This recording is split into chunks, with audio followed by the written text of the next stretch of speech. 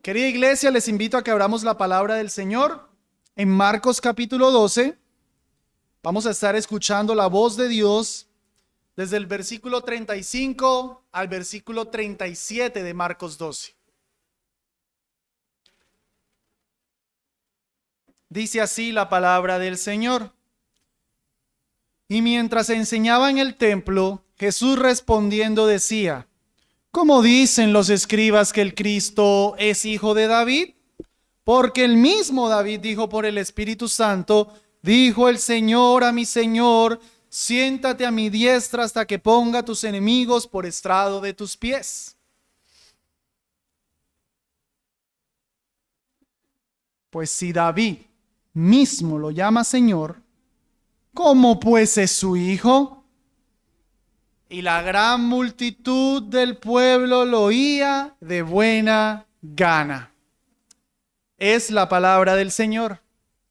He titulado mi mensaje: El Hijo de David es el Señor de David. Hermanos, la misma naturaleza nos enseña que un padre jamás se supedita a su hijo y llama a su hijo como si él tuviera autoridad. No, normalmente es el hijo el que le dice Señor a su padre, el que le rinde respeto a su padre. Estoy hablando, por supuesto, en su relación padre-hijo. Pudiera suceder que un hijo llegara a tener una importante empresa de la cual su papá sea un empleado, pero bueno, si fuera mi caso, yo no creo que nunca le diría a mi papá: papá, te quiero aquí a las 7 de la mañana y me obedeces y me haces caso. No, creo que todo sería: por favor, ¿quieres? Ayúdame, porque es mi papá. Y hay un sentido de respeto, es mi autoridad como mi padre. Normalmente, repito, el padre no reconoce a su hijo como su autoridad, a menos que ese hijo sea Dios. Y eso es lo que tenemos en nuestro texto.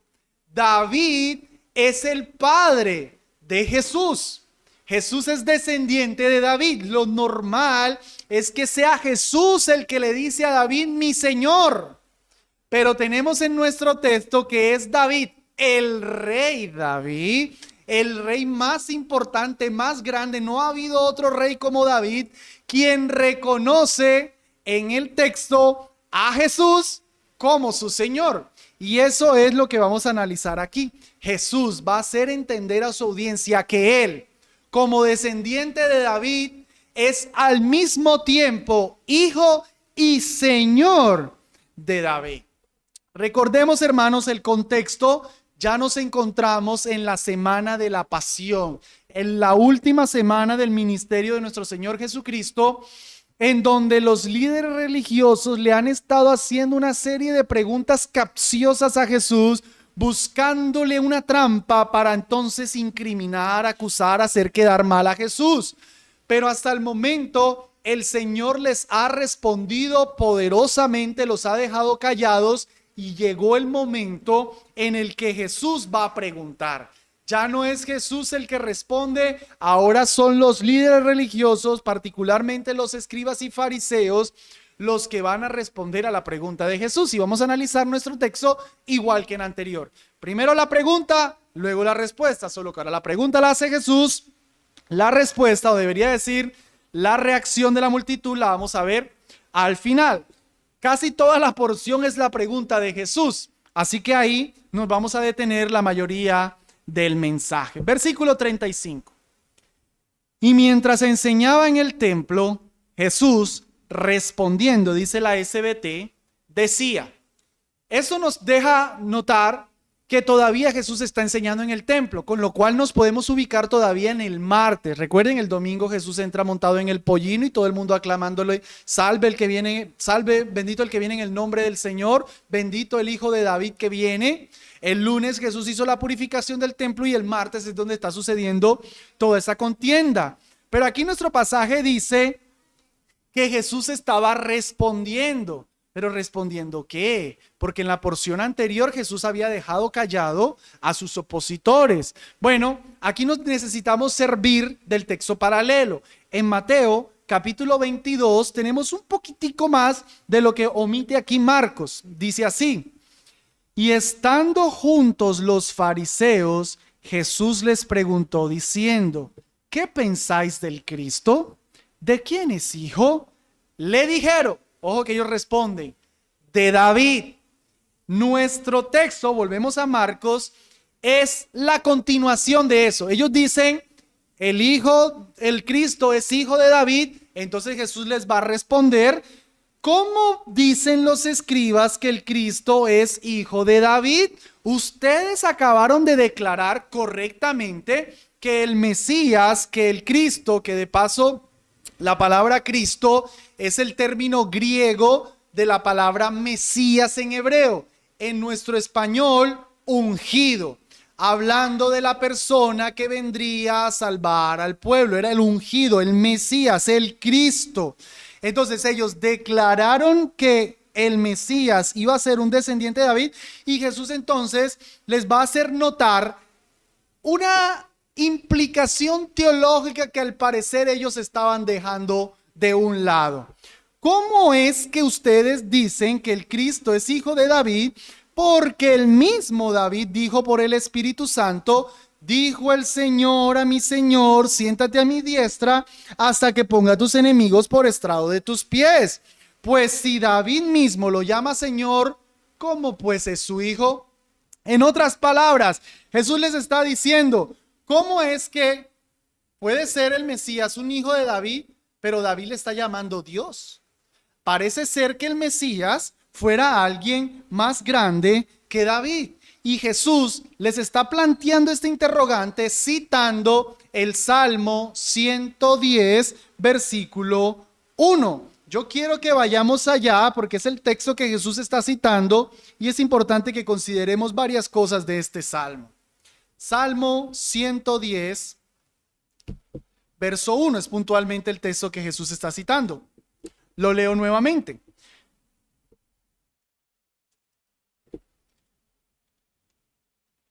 Jehová dijo a mi Señor: siéntate a mi diestra hasta que ponga a tus enemigos por estrado de tus pies. Aquí tenemos el Salmo 110 que el Señor Jesucristo está citando. Pero hermanos, miren, permítanme un pequeño paréntesis, un pequeño recurso hermenéutico. Cuando el Nuevo Testamento cita el Antiguo Testamento, en algunas ocasiones nos puede parecer una cita un tanto artificial, forzada, sacada de contexto, porque nosotros pensamos que el Nuevo Testamento está citando solamente ese versículo, esa línea. Pero recordemos que el Antiguo Testamento, ni el Nuevo, fue dado con capítulos y versículos. Más bien hemos de entender que ellos están tomando una porción, pero hemos de entender todo el contexto de lo que ellos están citando.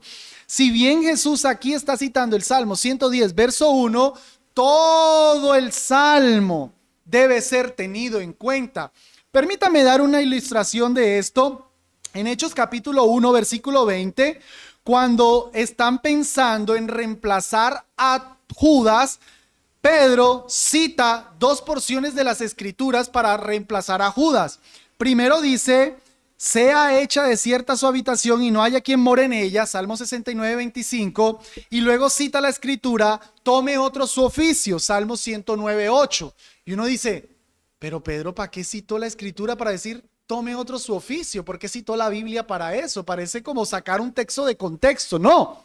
Es que cuando analizas todo el Salmo 109, me detengo en esa última línea, todo el Salmo 109 se trata de David hablando de un traidor, de alguien que se había levantado contra él y era necesario, después de haber sido derrocado, que fuera reemplazado, que otro tomara su oficio. Entonces todo el Salmo 109 es sobre Judas.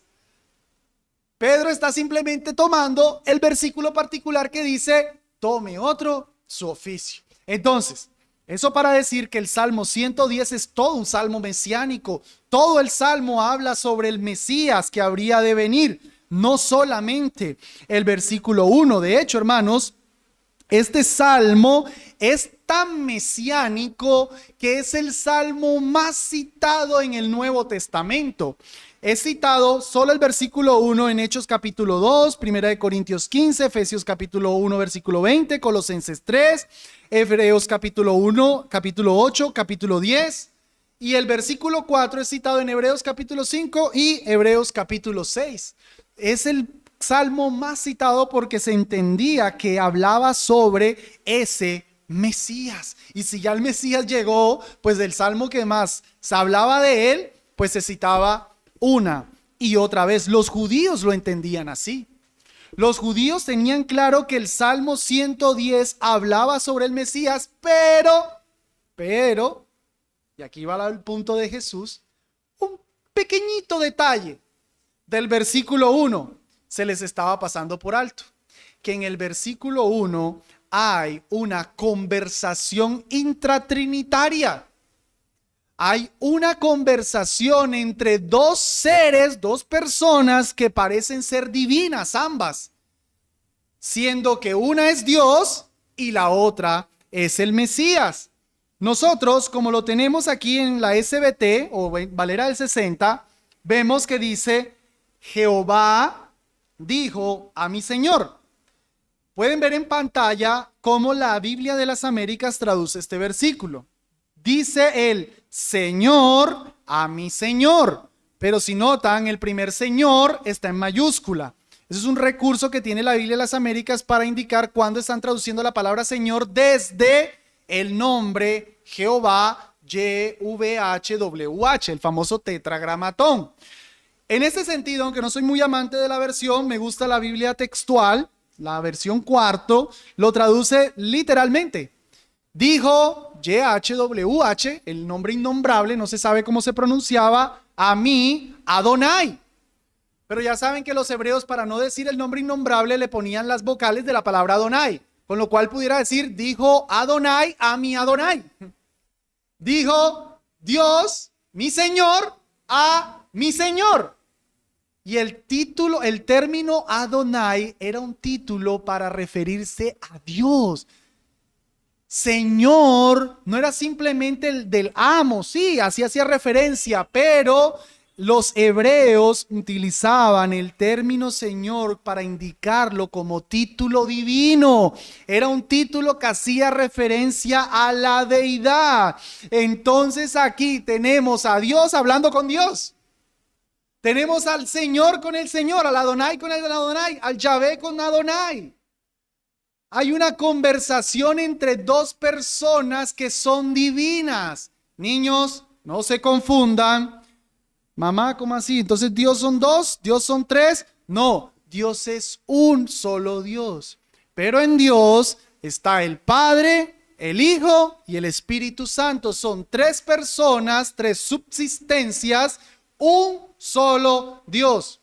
Pastor, no entiendo, tranquilo que yo no lo comprendo perfectamente tampoco, pero la Biblia dice que Dios es uno y que son tres, y que es tres.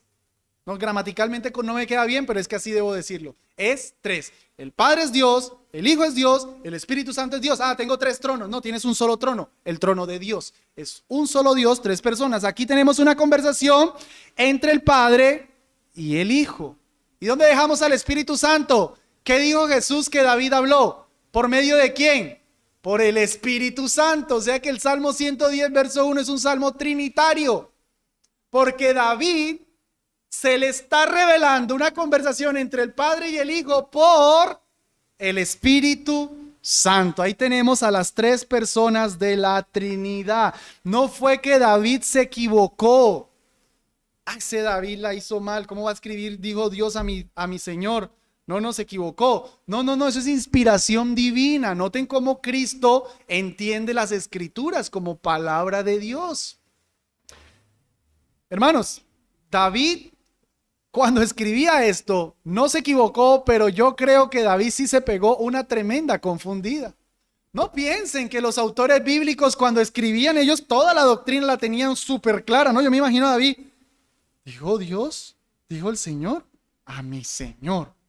Bueno, revelación divina, él lo escribió. Pero definitivamente David no iba a entender todo lo que la Trinidad implicaba. Se le está revelando un misterio asombroso. Entonces, hermano, es un salmo mesiánico. Los judíos lo entendían muy claramente, muy acertadamente así. Y tenemos entonces que ese Mesías, a quien Yahvé le dice algo, es el Señor, o sea que el Mesías es también Dios. Ese pequeñito detalle se les estaba pasando a los escribas y fariseos. Ellos, cuando dicen que el descendiente de David, que el Mesías era hijo de David, lo que ellos están diciendo simplemente es un hombre. Es un hijo, normal, es un hombre. Pero el Señor Jesucristo le está diciendo, bueno, esperen. Piensen un poquito. ¿Por qué dicen ustedes que el Mesías solamente es un descendiente, un simple hombre de David, cuando en el Salmo 110 dice que es Señor? ¿Cómo es que David le llama Señor, Dios, mi Adonai, al que sería su descendiente? A ver, respondan. Se les estaba pasando por alto que el Mesías no era solo un hombre, sino también Dios. En conclusión, cito las palabras de William Hendrickson. En consecuencia, cuando Jesús dice, ¿cómo pueden decir los escribas que el Cristo es el hijo de David? Lo que quiere decir es, ¿cómo pueden decir que el Cristo es tan solo hijo de David? Después de todo, él no solo es un hombre, él también es Dios. Amén. Habiendo entonces entendido que a la luz del Salmo 110, el Mesías no solo sería un hombre, sino sería también Dios, veamos ahora este Salmo a la luz de Jesucristo como el Mesías, que es hijo de David y Señor de David. Para lo cual, quiero empezar primero afirmando que Jesús, otra vez, lo que estoy diciendo es que Jesús entonces es finalmente el descendiente de David. Eso lo dicen las escrituras muchas veces desde su nacimiento. En Lucas capítulo 1 versículo 72 se le dice que él sería el descendiente de David y él tendría el trono de David, su padre. Jesús es el descendiente de David, Jesús es el Señor de David. Eso implica en primer lugar que Jesús es tanto el retoño como la raíz de David. Y hermanos, yo quisiera, fue mi oración, que la iglesia al escuchar esta palabra admiren a Cristo, se sometan a Cristo y que Dios derrame sobre esta iglesia un sentido que sobrecoja a esta iglesia de la majestad del Rey Jesús. Quisiera que el Espíritu Santo me acompañara en eso. Vayan conmigo a Isaías capítulo 11 para notar cómo Jesús es tanto el retoño como la raíz de David. Y hermanos, tengan presente que David era el rey prototipo, el más grande. Entre David y Dios no había más nadie. David era el más grande. Todos. David era el estándar de los futuros reyes. Isaías 11:1, que también es una profecía mesiánica, dice: saldrá una vara del tronco de Isaí y un vástago retoñará de sus raíces. Ojo, ¿quién es la raíz aquí? Isaí, que es referencia al padre, a David. Isaí es el padre de David. Dice que de la raíz de Isaí va a salir un retoño, ese es el Mesías. O sea, la raíz, un vástago, algo sale de ahí. Versículo 10. Acontecerá en aquel tiempo que la raíz de Isaí, la cual estará puesta por pendón a los pueblos, será buscada por las gentes y su habitación será gloriosa. ¿Quién es la raíz aquí ahora? El Mesías. Entonces en el versículo 1 el Mesías es el retoño, en el versículo 2 el Mesías es la raíz. Cristo viene de David, pero David viene de Cristo, porque Él es antes de David. De hecho, miren lo que dice Apocalipsis 22, versículo 16. Yo, Jesús, y está hablando el mismo Cristo, he enviado mi ángel para daros testimonio de estas cosas en las iglesias. Yo soy la raíz y el linaje de David, la estrella resplandeciente de la mañana. Yo soy de quien viene David y el que viene de David. Yo soy el que le da vida a David. Yo soy el Señor de David. Yo soy más grande que David. Yo soy el Rey de Reyes y el Señor de Señores. Amén. Recuerden que había pasado el domingo, estamos en martes. ¿Qué había pasado el domingo? Jesús había sido montado, se había montado sobre un pollino de asno y había entrado y todo el mundo clamaba: ¡Hosana! Bendito el que viene en el nombre de David. ¡Hosana! Bendito el Hijo de David, su padre. El pueblo estaba reconociendo que el rey había llegado, pero el pueblo no estaba entendiendo que Dios, el Señor de David, había llegado. Jesús entonces quiere llevar a su audiencia a entender que sí, es el rey que viene de David, pero no es solo el hijo de David. Jesús es el Señor de David, el Dios de Dios, luz de luz, Señor de señores. Pero además, eso implica que Jesús es ese Mesías rey. Vamos a ver exactamente qué implica este salmo aplicado a Jesús. Implica que entonces Él, como el Mesías, vendría a ser el rey de su pueblo. En el salmo, estamos en el Salmo 110, o si están en el texto de Mateo igual, dice: Jehová dijo a mi Señor, siéntate a mi diestra hasta que ponga a tus enemigos por estrado de tus pies. Siéntate a mi diestra es una metonimia de poder y de autoridad. Pastor, y esa palabra tan rara que utilizó, ¿no? Tú sabes que es una metonimia, no solo que no sabes que se llaman así. Cuando tú dices me comí un plato de almuerzo, ahí estás utilizando una metonimia. Tú no te comiste el plato, pero le llamas plato porque el plato contiene la comida. Plato reemplaza la comida, el arroz, la papa, la yuca.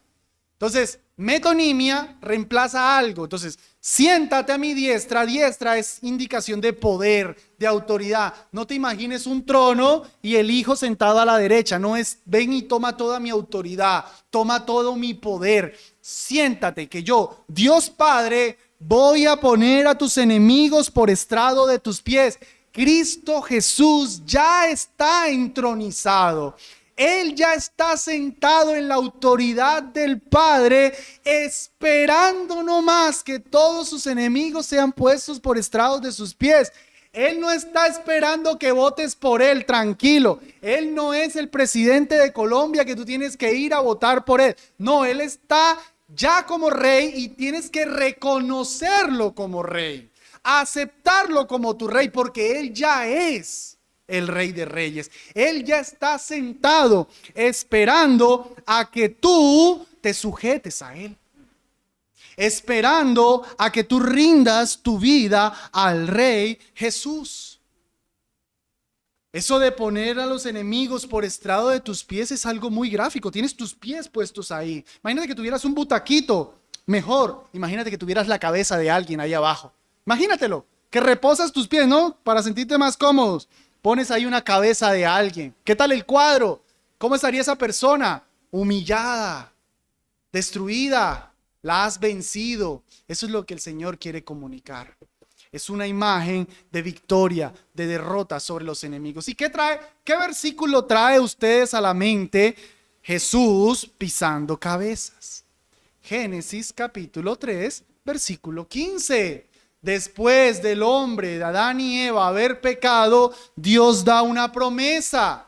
Dios da la famosa promesa en que le dice a la mujer que de su simiente, en que le dice a la serpiente que de la simiente de la mujer iba a venir uno que le aplastaría la cabeza. Le está hablando a Satanás. Dios está profetizando que de la simiente de la mujer iba a venir uno que lo pisaría en la cabeza, pero que en eso que lo pisa en la cabeza, él, Satanás, lo heriría en el calcañar. Amados, una herida en un talón no es nada, pero pisar la cabeza, eso habla de derrota. Está diciendo que Cristo por fin cumpliría esto de aquí, poner a sus enemigos por estrado de tus pies. Nota de hecho el versículo 6 del Salmo, tiene una imagen aún más gráfica. Juzgará entre las naciones, las llenará de cadáveres, herirá la cabeza que domina sobre muchas tierras. Está hablando del Mesías. Recuerdan, les dije que todo el Salmo es mesiánico. Está diciendo que el Mesías dominará, aplastará, derrotará muchos cadáveres rodando, él hiriendo muchas cabezas, él dominando sobre la tierra. Y no que Jesús me ama y tiene un plan maravilloso para mí. Sí, hoy tienes que arrepentirte y hoy disfrutas de su amor. Pero si tú hoy no te entregas tu vida a Cristo Jesús, ese es el cuadro que te espera de Cristo. Porque Él está como rey esperando a que todos sus enemigos sean puestos por estrado de sus pies. Hoy tienes que venir a Él, pedirle perdón, rendirte a su reino, o si no, la profecía que tienes de Cristo Jesús es esta: juzgará entre las naciones. Colombia, Barbosa, la va a llenar de cadáveres, va a herir la cabeza y dominará sobre muchas tierras. Ese es el mismo Jesús, el Rey Jesús, el Rey de amor, que hoy, repito, está extendiendo su reino de amor. Hoy te está invitando a su reino y que disfrutes de ese amor, pero si no, solamente esperarás la ira del Rey. Y Jesús, como el Rey, no está extendiendo su reino como los reinos del mundo. Él no está buscando conquistar territorios, Él no está buscando ganar tierras, ganar dinero. El reino de Jesús es un reino en el que gana corazones. Mira el versículo 3. Tu pueblo se ofrecerá voluntariamente en el día de tu poder, en la hermosura de la santidad. Desde el seno de la aurora tienes tú el rocío de tu juventud. Hoy los que somos parte del reino de Cristo, no estamos en el reino de Cristo porque estamos pensando, ay, qué miedo, me va a aplastar la cabeza. No, estamos porque lo vemos hermoso, porque vemos que Él es un buen rey, porque Él cuida de su pueblo, porque Él es bueno, porque Él es santo. Y en esa hermosura su pueblo se le rinde voluntariamente, porque hoy el corazón de todos aquellos que no son de Cristo están en rebeldía, en apatía, en lucha contra Él, hasta que Él misericordiosamente, por la obra del Espíritu Santo, cambie tu corazón y voluntariamente te rindas a su reino. Aquí estoy, bajo mis armas, haz conmigo todo el bien que tú tienes para hacer, porque nadie entra al reino de Cristo a pasarla mal. Amén. El reino de Cristo es un buen reino. El reino de Cristo está conquistando corazones. Mira cómo dice Mateo 13:19. La famosa parábola la parábola del sembrador, ¿la recuerdas? Sale primero, tira la semilla, los pajaritos, queda encima, se la come, los pedregales, los espinos, la buena tierra. Cuando el Señor está interpretando la parábola, mira eso tan interesante que tal vez estabas pasando por alto. Versículo 19. Cuando alguno oye la palabra del reino y no la entiende, viene el malo y arrebata lo que fue sembrado. ¿En dónde? En su corazón. Este es el que fue sembrado en el camino. ¿Dónde está Cristo trabajando por su reino, luchando con su reino contra el mundo? En tu corazón, conquistando corazones, llevando su mensaje. Hoy el que tienes parado enfrente está fungiendo como un vocero del Rey. Yo estoy aquí de parte del Rey Jesús diciéndote, ríndete a Él, entrégale tu vida a Cristo Jesús, dale tu corazón, no tu plata. Y hay un montón de falsos pastores que se están diciendo que le des tu plata al Rey Jesús. No, al Rey Jesús no le importa tu dinero, al Rey Jesús no le importa nada, no le importa tu posición, tu trabajo, a Él le importa tu corazón. Él quiere tu corazón. Y yo ahora estoy esparciendo la semilla, a menos que seas del reino de Satanás y dejes que Satanás te la quite. O tú tomas esa semilla, te apropias de esa y le dices a Cristo Jesús, haz brotar esta semilla. Pero para que esa semilla en la misma parábola dice que es plantada sobre buena tierra. ¿Y cuál es la buena tierra? La buena tierra es la que en este momento no está resistiéndose a Jesús. Yo no quiero ser cristiano, yo no quiero eso, yo disfruto mi vida, todo eso es mentira, que se acabe el sermón. Esa es la mala tierra, esa es la que Satanás llega y la quita. No, la buena tierra es la que está sensible a Él, la que está diciéndole, haz la obra. Te creo, Señor Jesús, me arrepiento de mis pecados, confío en ti. Ahí da el buen fruto. Ahí entonces el reino de Dios nace en tu corazón. Ahí empiezas a ser parte de este rey. Ahí empiezas a disfrutar las bendiciones del Mesías, Rey, el Señor e Hijo de David. Pero sabes, amado, ¿sabes cómo es que este rey podría salvarte para así conquistar tu corazón. No solamente siendo el rey que enseñorea, sino también siendo el rey sacerdote. Mira el versículo 4 del Salmo 110. Juró Jehová y no se arrepentirá. Tú eres sacerdote para siempre, según el orden de Melquisedec. Mucho puedo decir de este salmo, de esta sencilla línea, pero creo que la declaración clara del versículo es que este rey sería también sacerdote. Eso era una novedad. Eso era algo que no existía, porque para ser rey tú tenías que venir del linaje de Judá. Para ser sacerdote tú tenías que venir del linaje de Leví, de manera particular de Aarón. Entonces, por tanto, una persona no podía ser rey y sacerdote, porque no podías descender de las mismas dos líneas, de Judá y de Leví.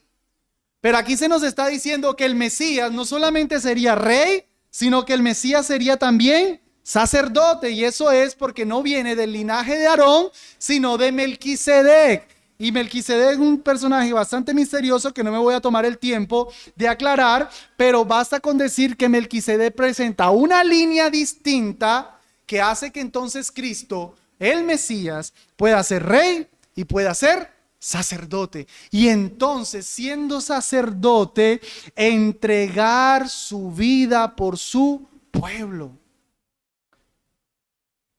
¿Qué hacía un rey? Gobierna al pueblo. ¿Qué hace un sacerdote? Toma ese pueblo y lo lleva a Dios. Esa es la función del sacerdote. Tomar al pueblo y llevarlo a Dios. Ser ese puente entre el pueblo y Dios. Cristo es el sacerdote que llevaría el pueblo a Dios. ¿Y cómo el sacerdote lleva el pueblo a Dios? Pues el pueblo trae un sacrificio y con el sacerdote va hacia Dios. Pero aquí, Cristo es muy glorioso, hermanos. El sacerdote mismo es el sacrificio. El sacerdote le dice al pueblo, muestra a ver qué tiene. No tienen nada. Yo seré el Cordero. Juan capítulo 1, versículo 29. He aquí el Cordero de Dios que quita el pecado del mundo. Todos los sacerdotes del Antiguo Testamento ofrecían unos corderitos que no quitaban el pecado, lo cubrían, pero año tras año tenían que estar ofreciendo siempre los mismos sacrificios que nunca pueden hacer perfectos a los que se acercan. Año tras año, pero aquí viene el gran sumo sacerdote y él mismo es sacerdote y sacrificio. Él mismo se presenta como el rey, sacerdote y sacrificio para llevar a su pueblo a Dios. Pero tienes que arrepentirte y creer que verdaderamente ese sacrificio es suficiente para ir a Dios y tu rey te lleva, tu sacerdote te lleva. Vayan en sus Biblias a Hebreos capítulo 10. En Hebreos capítulo 10 tenemos un resumen de todo lo que acabé de decir.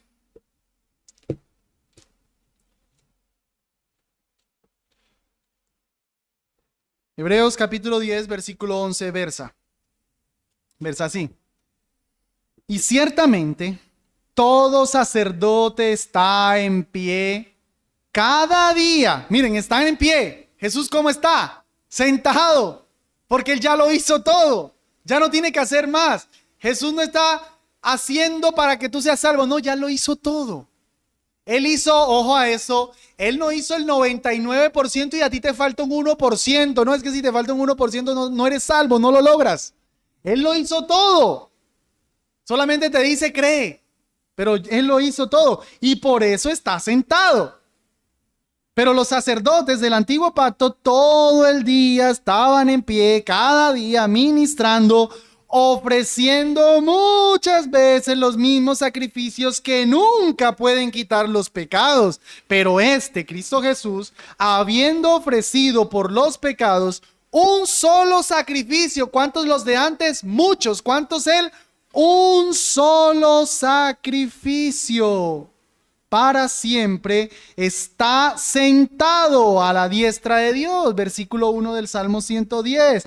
Esperando lo que falta. ¿Qué falta? Hasta que sus enemigos sean puestos por estrado de sus pies. ¿Notan cómo se hace referencia otra vez aquí al Salmo 110? Hablando de Cristo como el sacerdote, pero como el rey que está salvando. Sí, pero si no, terminarás por estrado de sus pies. ¿Dónde me quedé? Verso 14, porque con una sola ofrenda hizo perfectos para siempre a los santificados. Solo su ofrenda, amado. Solo su ofrenda hace perfecto a los que se acercan a Él. Solo Cristo salva. Solo Cristo, por sola gracia, por medio de la sola fe, salva.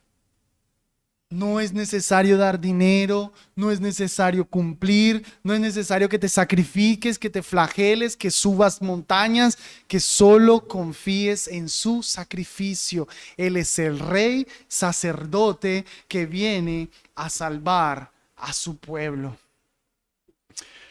Volvamos a nuestro texto en Marcos 12. Y vamos a ver ahora, después de la pregunta de Jesús, la reacción de la multitud. Jesús los llevó en una pregunta a entender que el Mesías era el Señor, no solo el Hijo, el Señor de David. Nosotros ya contemplamos al Mesías, Cristo Jesús, como Señor e Hijo de David. ¿Cómo reaccionó la multitud? Verso 37 al final. Y la gran multitud del pueblo lo oía de buena gana. La gente le agradó. No habíamos notado todo eso del Salmo 110. Este es un maestro de verdad, ¿verdad? El texto de Mateo dice que no podían responderle palabra alguna. O sea que dejó callados a los fariseos. Se pusieron a provocar al maestro. Venga, respóndanme esta. Callados. Muchos en la multitud asombrados. Pero pregunta, ¿será que eso es lo que Jesús quería? ¿Será que Jesús hizo este planteamiento para burlársele en las caras a los escribas y fariseos? ¿O para que la gente dijera, wow, qué maestro? No. Jesús no va a desperdiciar palabra ni burlarse de las almas. Lo que Jesús quería era que entendieran que Él era el Hijo de David y el Señor de David. Él lo que está llevando su audiencia es a que lo acepten a Él como el Hijo y Señor de David. Jesús los está evangelizando. Jesús no es un tirano, un arrogante, un petulante. Jaja, me les burlé, vea, no saben nada. No. Es el compasivo Rey Jesús que no vino a condenar al mundo, sino a salvar al mundo. Él quería por estas palabras que ellos entendieran quién era Él. Ellos con sus preguntas capciosas habían estado tratando de destruir el carácter de Jesús, de hacerlo quedar como un bobo. Pero Jesús no es eso, hermanos. Jesús no está haciendo esta pregunta para burlarse, para hacerlos quedar mal. Más bien está haciendo esta pregunta para vindicar su carácter, revelar su carácter y que ellos acepten quién es Él. ¿Saben que a la final parece ser que lo entendieron? O por lo menos Jesús se los tuvo que describir más claramente. Marcos 14, verso 61. En el juicio han arrestado a Jesús. Verso 61. Mas él callaba y nada respondía. El sumo sacerdote, que probablemente estuvo en Marcos 12 o escuchó lo de Marcos 12, el sumo sacerdote le volvió a preguntar y le dijo: ¿eres tú el Cristo, el Hijo del bendito? Y Jesús le dijo, yo sois. Y veréis al Hijo del Hombre sentado a la diestra del poder de Dios y viniendo en las nubes del cielo. Más claro. Ahí lo tienes. Entiendes, soy el Señor. Sí, sí lo soy. ¿Qué hizo el sumo sacerdote? Me postro. Eres mi rey. Te alabo. Amén. Aleluya. No. No hay peor ciego que el que no quiere ver. Entonces el sumo sacerdote, rasgando sus vestiduras, dijo, ¿qué más necesidad tenemos de testigos? Habéis oído la blasfemia. ¿Qué os parece? Y todos ellos le condenaron, declarándole ser digno de muerte. ¿Por qué? Por ser el Señor de David. ¿Por qué murió Cristo? Por ser el Señor de David. ¿Cuál fue el cargo que se le atribuyó? Lo que era el Hijo y Señor de David, que era el Mesías que vino a salvar a su pueblo, que lo iban a ver sentado en las nubes del cielo, pero iba a venir con esas nubes. Está profetizando lo que ya luego vamos a ver en Marcos 13, que él vendría en el año 70 a pisotear a sus enemigos, a toda la nación judía que lo rechazó. Ellos mismos lo verían viniendo en las nubes del cielo con poder y gran gloria, como un juicio temporal de lo que será el juicio final, donde todo ojo verá al Rey Jesús viniendo en las nubes del cielo con poder y gran gloria a pisotear a todos aquellos que hoy rechazan su reinado. Pero podemos conectar aún más este texto, Marcos 12:35, con la conversación que venían desarrollándose. Recuerden qué venía sucediendo. Recuerden lo que vimos en la anterior ocasión. El escriba le había preguntado a Jesús cuál es el gran mandamiento. ¿Lo recuerdan? ¿Cuál es el gran mandamiento? Shema Israel. El Señor nuestro Dios, el Señor uno es. Y amarás al Señor tu Dios. Tratemos de hacer el sonido hebreo.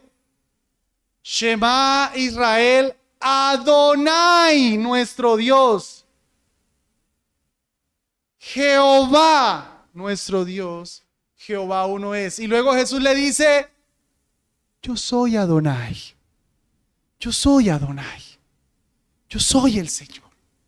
A mí es que tienen que amar con todo su corazón, con toda su alma, con todas sus fuerzas, con toda su mente. A mí, a Jesús, al Señor, al Adonai, al Dios de David. Tienen que amar con todo el corazón, con toda el alma, con toda la mente, con todas las fuerzas, con todo lo que tú tengas. Amados, Jesús no va a perder palabra. Él no está burlándose de los escribas y fariseos. Él los está llevando a entender que Él es ese Adonai, que el Shema. Vez tras vez ellos tanto decían, Deuteronomio 6:4. Vez tras vez decían. Ya el famoso Shema, el famoso Adonai al que debían amar llegó. El Hijo de David, que es Señor de David. Ámenlo con todo el corazón.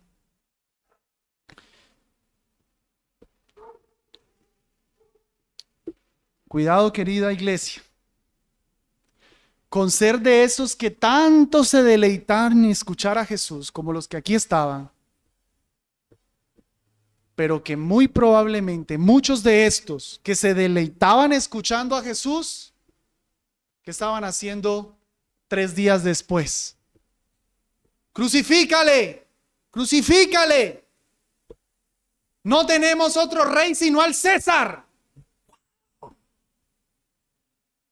Aquí están diciendo, deleitándose en escucharlo, enseñar que Él es el rey, y 3 días después decir que no tienen más rey sino al César. Oh, amado, pero pudiera ser que te pase exactamente lo mismo. Escuchándome a mí decirte que Jesús es el rey y salir de este lugar a decir, no tengo más rey, sino yo soy el rey de mi vida. Si tú no eres cristiano, y tú sales de este lugar igual y sigues tu vida igual, tú estás diciendo exactamente, no tengo a otro rey, sino yo soy el rey. Y estás levantando un reino contra el rey Jesús. Y lo único que te espera en el día final es que el rey venga y te destruya y te ponga por estrado de sus pies. Él hoy está sentado dirigiendo toda la historia a un fin. Y en ese fin, Él siempre gana. En ese fin, Él siempre gana. Apocalipsis del 1 al 22, Jesús gana. Pastor, ¿y qué es la serpiente? ¿Y qué es el dragón? ¿Y qué es el profeta? ¿Y qué son los sellos? ¿Y qué es? Que Jesús gana. Punto. Que tú pierdes y Él gana. O mejor, que el enemigo pierde y Él gana. ¿De qué parte vas a estar? ¿Vas a estar del lado de los que ganan con Cristo y reinan con Él? ¿O vas a estar del lado de los que son lanzados al lago de fuego y azufre con el falso profeta y con la bestia? ¿De qué lado vas a estar? ¿Vas a estar del lado de los sellados por el Espíritu Santo de Cristo? ¿O vas a estar del lado de los sellados con la marca de la bestia? Y eso no es ninguna vacuna. ¿Qué es el sello? Tranquilo, no es ningún chip. Es sencillamente ser del diablo, ser hijo del diablo, rechazar el reino de Cristo. Porque los sellados por Dios también tienen un sello y eso tampoco es un chip. ¿Cuál es el sello de los creyentes? El Espíritu Santo. O tienes el Espíritu, tienes el sello de Dios, o no tienes el Espíritu y tienes la marca de la bestia. ¿De qué lado vas a estar? Hoy es tu oportunidad de que tú le entregues tu vida al Rey Jesús y entonces te pongas del lado correcto. No quieres ser parte del que va a perder. El que determinó la historia te está diciendo: ven a mi reino hoy. ¿Y cómo saber si al final estarás en el lado bueno o en el lado malo? Sencillo. Te pregunto, ¿Jesús es tu rey? Incluso a los bautizados les pregunto, ¿Jesús es tu rey? No que te bautizaste, no que eres miembro de la iglesia. ¿Jesús es tu rey? Porque a su reino solo entran los que son súbditos de Él. En el infierno hay muchos bautizados, ¿sabían? En el infierno hay muchos hacedores de milagro. En el infierno hay un apóstol. Bueno, fue un falso apóstol, Judas. En el infierno hay muchos pastores. Pero en el infierno no hay ni un súbdito del Rey Jesús. Ninguno. Porque Él no perderá a ninguno. Jesús es tu Rey. Tu vida está para Cristo Jesús. Todo pecado te abstienes porque a tu Rey no le agrada. Y cuando caes, vuelves arrepentido a tu Rey y le dices: perdóname. Vas a entrar a un trabajo y estás pensando que quiere tu Rey. Estás mirando una relación amorosa y estás pensando que quiere tu Rey. Estás planeando tu día y estás pensando que quiere tu Rey. Si es así, Jesús es tu Rey. Pero si Jesús solo es tu Rey los domingos y los otros 6, y eso, hora y media de culto, no es tu Rey. Y vives el resto de la semana como se te antoja, el manual del Rey lo ignoras, hablar con el Rey no lo haces, congregarte con los súbditos del reino no lo haces. Amado, no te engañes, por favor, no te engañes. Hoy estás escuchando que Jesús es el Rey de David para que hoy vengas y te entregues a Cristo Jesús. Y a ustedes, querida iglesia, a los súbditos del Rey, consolémonos con la preciosa verdad de que Jesús está en su trono. Él está en el trono, hermanos. Tu Salvador, tu Rey, está en el trono. Tu vida está en manos de uno que está en el trono. Tu vida está segura en Él. Como cantábamos al inicio, que se levanten 1000 demonios, que se levante Satanás, que Cristo está en el trono. No temas, amado hermano, que Él está en el trono. Llénate de valor, que Él está en el trono. No temas, que Él está en el trono. Tu Rey, el que controla la historia, no perderá tu vida jamás. Si te viene algo desafortunado, tu Rey lo quiere. Recuerda la historia de Job. ¿Qué tuvo que hacer Satanás para tocar a Job? Pedirle permiso al Rey. Y el Rey le dice, hasta aquí llegas. No me le quitas la vida. Satanás no puede hacer nada contra ti. Porque tu Rey está en el trono. Amén. Esperando a que sus enemigos sean puestos por estrado de sus pies. Vamos a orar.